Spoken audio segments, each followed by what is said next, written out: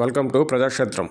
ఆంధ్రప్రదేశ్ రాష్ట్రంలో హిందూ దేవాలయాలు, హిందూ ధర్మ పరిరక్షణ, భక్తుల పరిస్థితి గత వైసీపీ పాలనలో ఒకలా ఉంటే ఇప్పుడు కూటమి పాలనలో మరోలా ఉంది.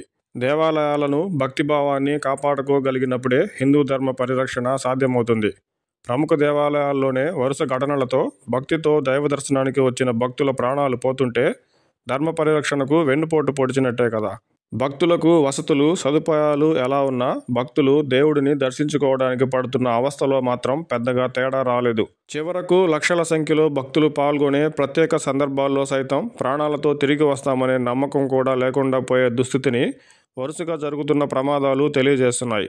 కొన్ని నెలల క్రితం తిరుపతి తొక్కిసలాటలో, ఇప్పుడు సింహాచలం ఘటనలో భక్తుల ప్రాణాలు కోల్పోవడానికి నిర్లక్ష్యం, సమన్వయ లోపం, కమిషన్ల కకృతి, అవినీతి కంపు, ప్రచార యావ కారణాలుగా చెప్పొచ్చు.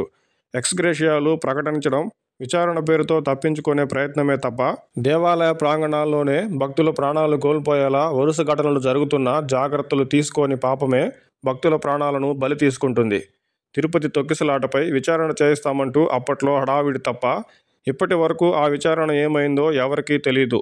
కేంద్ర ప్రభుత్వ నిధులను సక్రమంగా ఉపయోగించుకోలేక హడావిడిగా నిర్మాణాలు చేయడం, కమిషన్ల కోసం నాసిరకం నిర్మాణాలతో పనులను మమా అనిపించడం స్పష్టంగా కనిపిస్తుంది.